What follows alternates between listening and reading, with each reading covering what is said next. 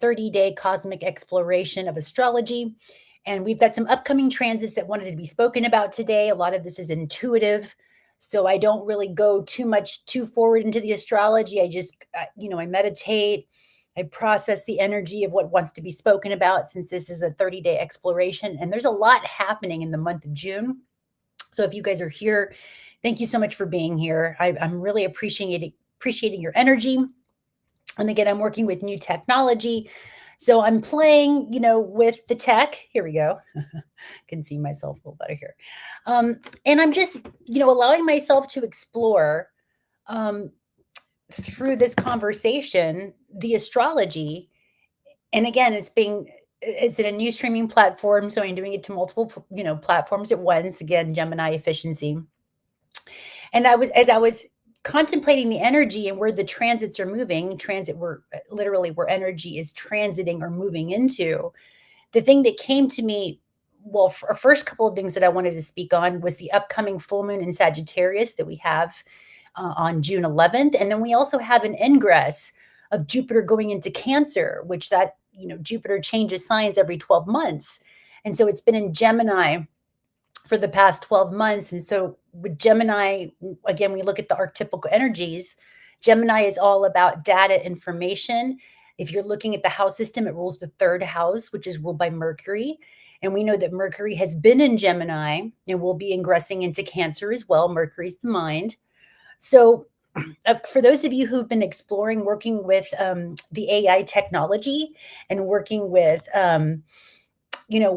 AI, which is, information data and Jupiter's expansion, a lot of us have been expanding and learning our skill set, learning our knowledge base by using AI technology, which is also very Aquarius, very Pluto and Aquarius, right? So again, we're putting all the pieces of the puzzle together so we can have a better human experience of this reality. So again, if you're here watching this, thank you so much for being here. This is an astrology community where we are learning to speak the language of astrology in an effort to really unify consciousness, to unify our fields, to seeing where we have more commonality than differences. That's the intention, is to really solve the problem of this division that we are all feeling in this human consciousness.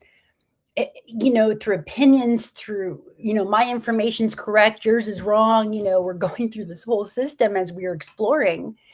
And we're trying to figure out, what's real, what's true for me. And how can I relate? How can I share my truths with other people? How can I connect to community of like-minded, like-hearted folks who have the same values, right? So this is part of the intention of astrology of this particular channel, is to unify the collective consciousness by using the language of astrology. And so it does require a little bit of knowledge, right? Again, this is information. This is Jupiter and Gemini. You have to have a foundation to be able to explore astrology. So that's knowing the symbols, that's knowing what they mean, that's knowing the aspects, the house system. And so I would love to offer you a free ebook that I created for those that are on your cosmic exploration that want to learn these things.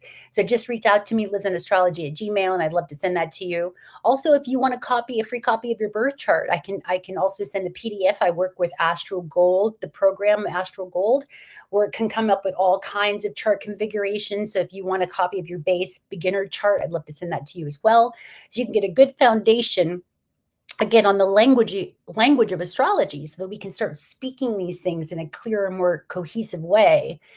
And again, if we have higher level octave conversations, then the intention is to unify, to create how we are more alike than we are different, by learning the archetypes, by learning about ourselves, by learning what makes us tick, why we like the things we like. And it just helps with growth, right? Expanded growth, Gemini, or Jupiter rather. And how can we share our truth with other people, right? With ourselves primarily first, and then with other people. So I'm going to go ahead and screen share the chart. Again, if you guys want to, if you're here before this conversation, if you just take a quick breath. I've been holding my green kyanite crystal to keep my throat clear, to keep me in my heart as I'm transmitting. I also have some organite crystals around my technology, because I understand how these frequencies work. So I'm just keeping myself clear. I've got actually 2 different organites. I love working with organites, right? And even if you look at the base word organ, organite, it helps to harmonize your organs, right? So that things don't seem so erratic. So again, the channel comes from all of self. And so anything that's happening on the outside of us is affecting us on the inside, or we're projecting it from the inside outwards. So these new technologies are coming online within us. And I feel and I think and I know. Feel is the moon, think is Mercury, and know is Aquarius. Feel, think, and know. That using the tool of astrology is such an effective tool to know thyself, to get to understand your inner operating systems from the periphery and using the language of astrology. This is primarily Western astrology, but again, this channel pulls from a lot of metaphysical tool sets, different sects of astrology, and so again, when you're listening to the language, right? Because the language is the program, we're going to be interweaving a lot of different aspects of consciousness, and again, we're going to weave it together through the language of astrology. So let's go ahead and screen share this upcoming energy field. I was hopefully I'm doing this correctly. Again, going to my program here. Here we go. This is the transit that first one we wanted to look at on June 9th as the moon, as Jupiter is ingressing into Cancer. So I went ahead and made it at 0 degrees. Again, I'm using the Greenwich Village time, which is in the northern hemisphere in the United States. So you want to go ahead and adjust your time zones to wherever you are. I went ahead and made Aries the ascendant because it just kind of keeps things coherent. So if we're looking at Jupiter ingressing into Cancer here, again, Jupiter lands in a sign for 12.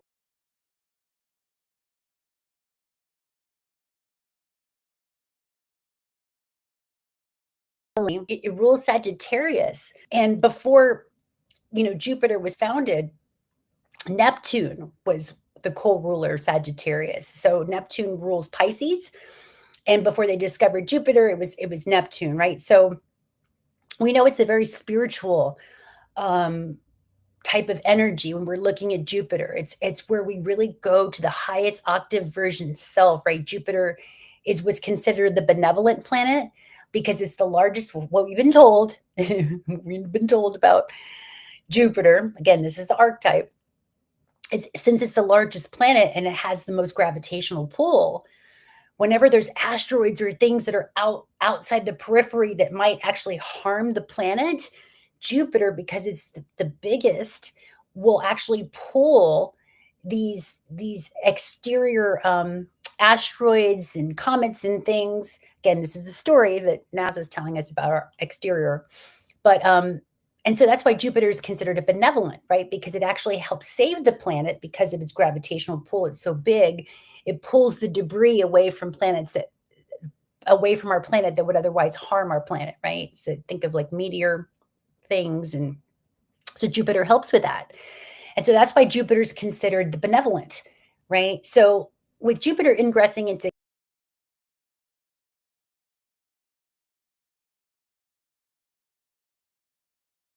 is what's called a conjunction when two or more signs, usually astrologers use anywhere between a 2 or 3 degree orb, it's called, depending on how many degrees they are away from each other. So this is a signifier. This is showing that, okay, so when we're looking again at the archetypes, we're putting the pieces of the puzzle together in our own configuration, our own gnosis, that Mercury is how we think, Jupiter's our expansion, and Cancer is about the home, right? It rules the 4th house. The ruler of Cancer is the moon. So we can see where the moon is at this time, where it's going to be ingressing to during this major portal energy, because again, Jupiter's been in Gemini for the past year, 12 months. So what's come online for the last 12 months, right? Information, data, AI. This is all advanced technology. And of course, it's been trining Pluto rather, in Aquarius. And now it's going to be squaring it. Excuse me. And so what does that mean? Actually, it's not squaring. It's going to be in conjuncting the energy. My apologies. 150 degrees away from it, right? So again, these are opportunities. It's kind of going out of the periphery of the trine, but there's still opportunities to, again, what I'm seeing when I was tuning into the energy of what this configuration means, there's been a lot of people talking about using AI without using the humanity. In other words, without feeling. It's just a lot of mind information, data assimilation when it was in Gemini. But now with the ingress of Jupiter, what I'm seeing, especially with the moon, with the sun still in Gemini right now, so we're still data assimilating, but we're starting to ask the questions of how is this going to impact our humanity, right? Where can we come from our hearts? Again, this is Cancer feeling, right? How are we going to use this information? And how are we going to be better humans? How are we going to really connect to our own inner feeling gnosis self and then project that out into the world to be the better versions of ourselves, right? So again, where Jupiter was all about data assimilation, right? How can I get as much data, information, chat GBT, everything, right?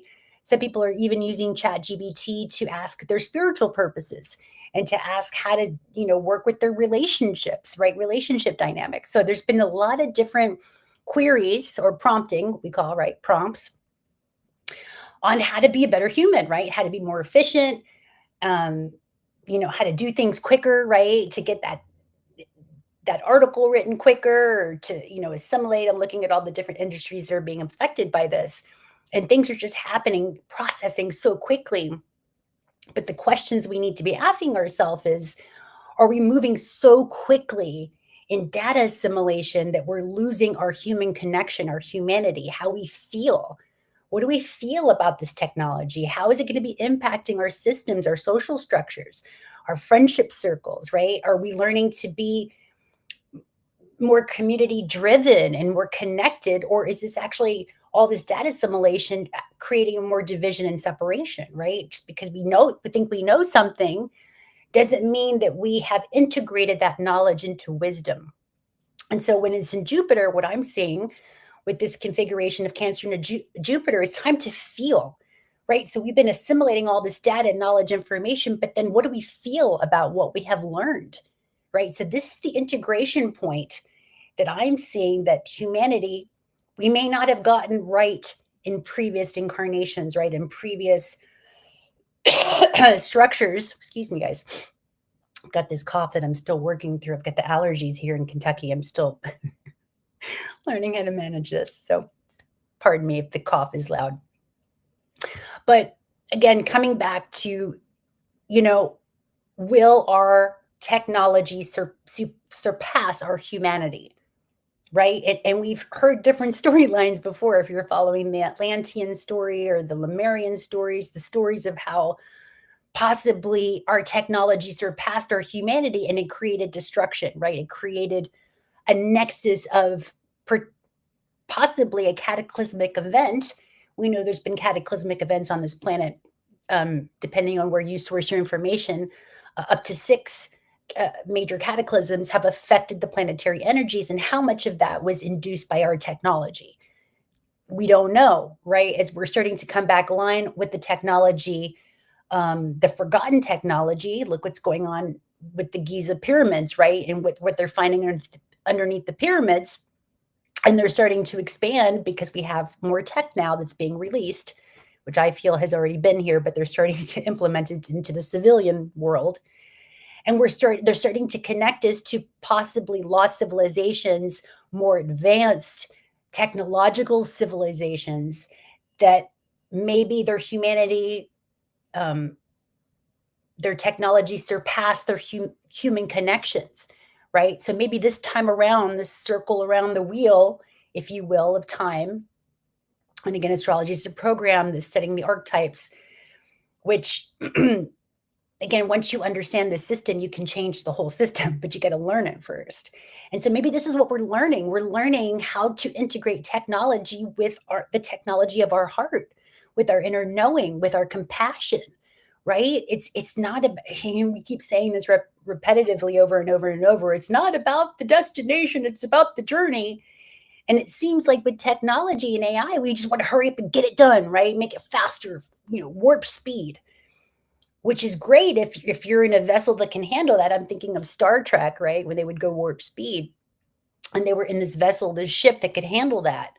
But what if our body, Uranus is just coming out of Taurus here and it's going to be ingressing into Gemini. So what I'm seeing is, yeah, you can go warp speed, but you got to slow down in the body, right? You got to make sure your vessel, your ship is contained and can handle all these new energies, these frequencies, this speeding up of technology and information, if you will. How do you slow down and integrate it, the moon, into your emotional nature, into how you feel?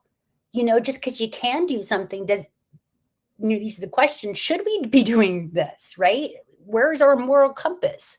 And I find it interesting that the exact moment in time when Jupiter ingresses into Cancer, the moon will be in Sagittarius, getting ready to come into its fullness, right? Because whenever the moon is opposite the sun at the exact degree point, that's when we have what's called a full moon, where things that are hidden are going to be illuminated. And so what's been hidden in the ninth house in our beliefs, because you look at the house system and what the houses mean. So Sagittarius rules the ninth house, which rules higher education, higher learning, philosophy, or beliefs. I believe this to be true, right? Again, it's tied into law. It's tied into, law is land, air, and water. So it's tied into these systems of, again, the justice. And I'm also seeing Libra involved here, which we can see here. Libra is seventh house relationships. How can we, what do we need to believe about technology? What do we need to learn from our history? Because again, Sagittarius also rules the past, like archaeology, right? Archaeological finds, things that have been hidden, underneath the ground. Gosh, as I'm transmitting, there's a lot of stuff coming up. You guys have been talking in Gemini season. It's so funny. And when you start speaking your truth, it's like I'm burping and coughing. And anyway, I guess it's been stagnant energy for so long that I've been wanting to talk about. So I apologize. Excuse me. So again, going into this nexus point of, can we balance the technology with our hearts, with our humanity? Why are we using the technology? Is it just to sell stuff, right? This is Gemini, very commerce, because that's what Gemini rules too. It's merchants, mercantile, commerce, everyday dealings, wheelings and dealings with money, with our neighbors, our brothers and sisters. So is that what just we're using technology for? Again, there's been some people, because it's been in Jupiter. Jupiter is also our spiritual nature, right? It's tied into the spiritual construct. So again, a lot of people are using ChatGPT to say, what's my purpose? What am I good at? They're inputting data about themselves to get this clear mirror reflection of really what their purpose is. So now that a lot of us have used that to define our purpose, to get into our crafts, to expand our businesses, to expand our social structures, then Jupiter in Cancer is coming in saying, okay, but how do we feel about everything? And Mercury in the mind, who loves to be in Gemini, right? It's like, I love data, I love information. Now Mercury, the mind, is thinking about, well, how do I feel about this? What do I think I feel about all this knowledge and data and information and input, right? So now that I'm tuned into my spiritual practices and purpose, right, and put it on ChatGPT, and it gave me some options, it gave me some direction. Now, how can I take this and integrate it into my family, into the people that I love, into my friends, my networks, my social groups? This is also Aquarius. So you can see Pluto right now, the power dynamics with technology is really asking us to get into our hearts, to get into our feeling state. Again, the field of energy, if you look at the language, the field has the word feel in it, right? So when you get into the quantum feel of energy, you got to feel your way through it, because there's so much to navigate through. There's so much to look at. And again, there's so much data to assimilate. Depends on where your algorithm, if you will, is focused on. This might be changing your algorithm to say, okay, just because I can do something, should I do it? What's the benefit to others, to myself? What are the implications? Will this hurt the environment? Because again, I'm going back to Taurus. I'm looking at Uranus and Taurus. And there's been, since it, for the past 7 years, there's a lot of focus that's been on Taurus also rules the body, right? The toroidal field, Taurus, you look at the language of changing our relationship to our bodies, to our healthcare system, how we take care of our bodies. It's also Virgo. Which again, here we have the South Node in Virgo. So these are questions that we need to be asking ourselves. Again, South Node is information, skills that we have already acquired in our past that we need to bring forward into the North Node, which is Pisces.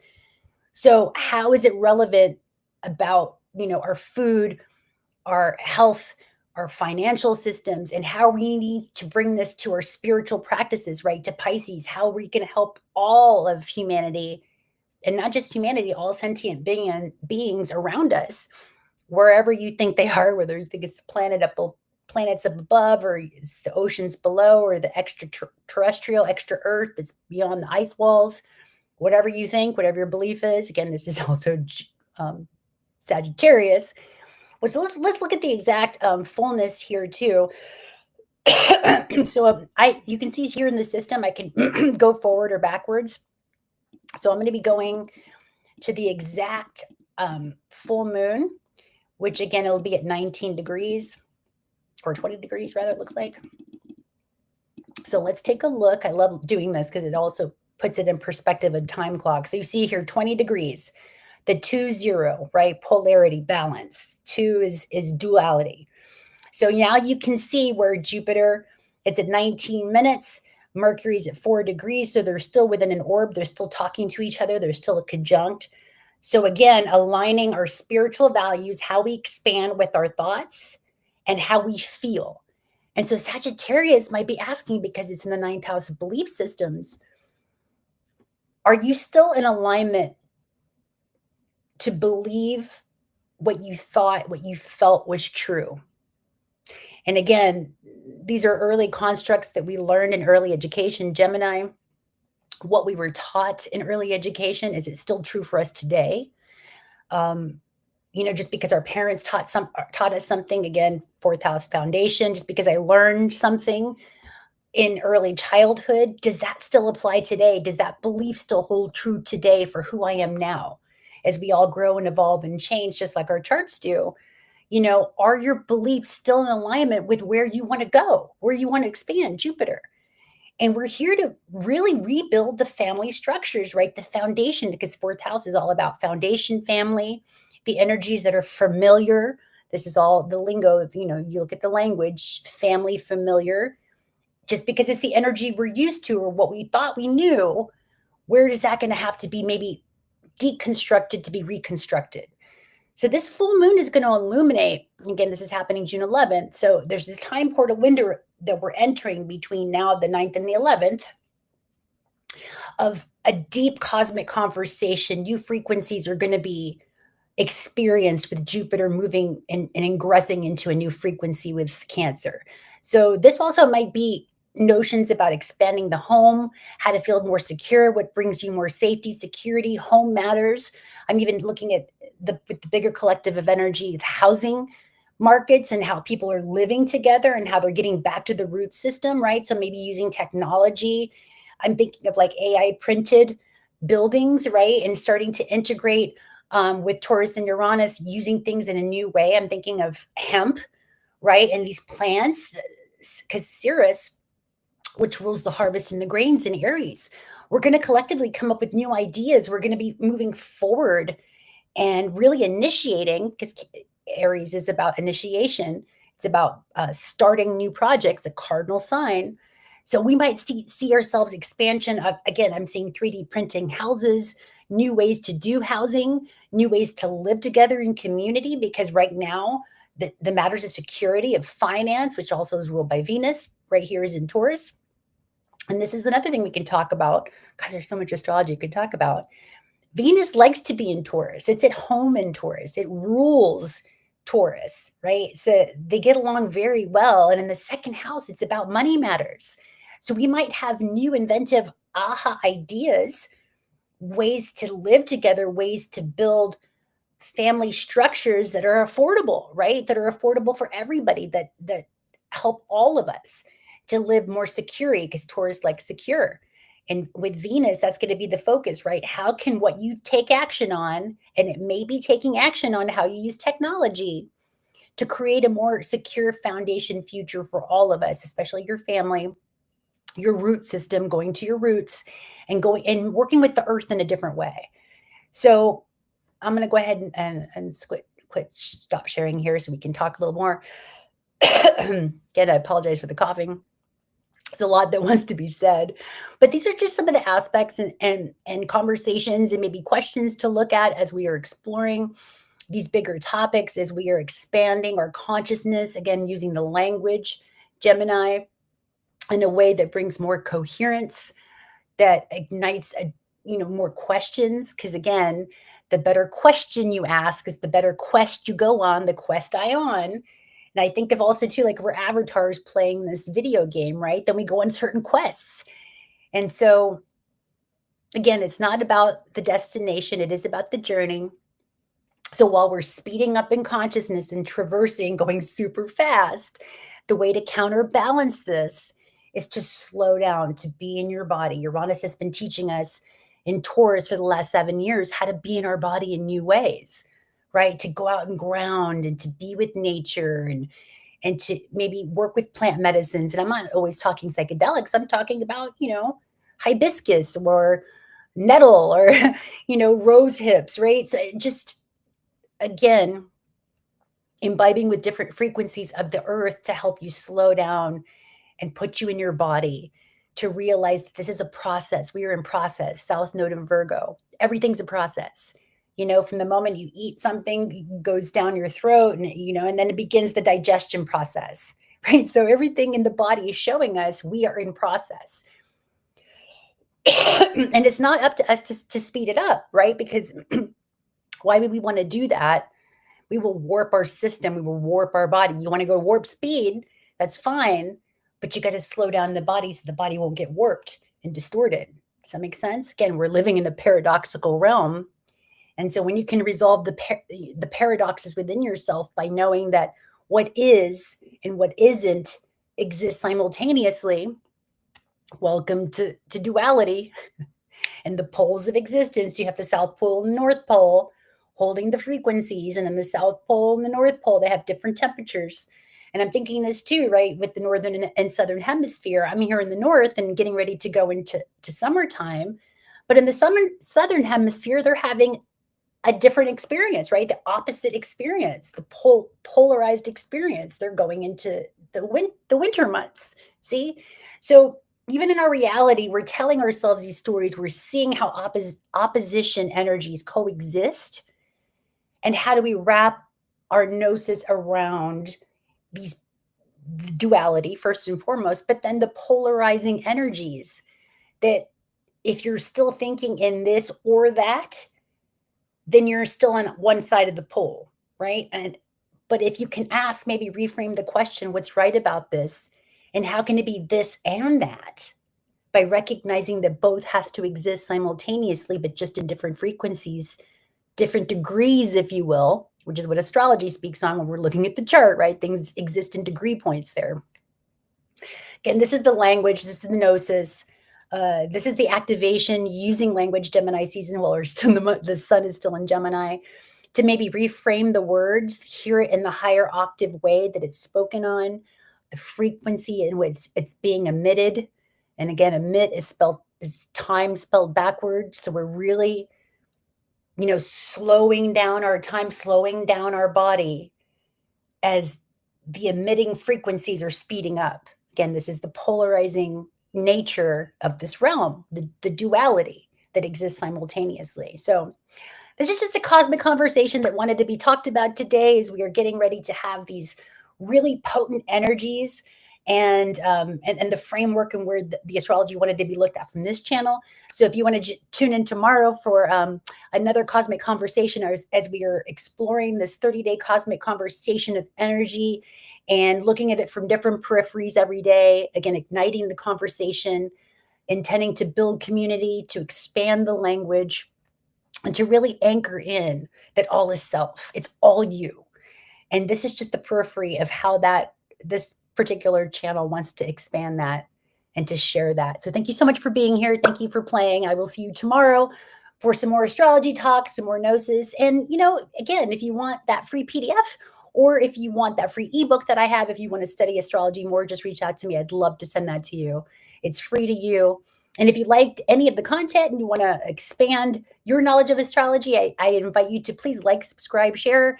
It's great for the channel. It helps it grow and it helps build our community, right? Because astrology is still very, I want to say, fringy to a lot of people. And so not all of us speak astrology, but if you're curious about it and you want to know what this, what are conjunctions, what do they talk about when they mean that there's a sextile and that, there's just so much to it. And so I'd love to help you with that. I created the ebook for myself to learn as I was going through this process. And I'd just love to send that to you as well. So, all right, guys, thank you so much for being here. So much love. I will see you tomorrow.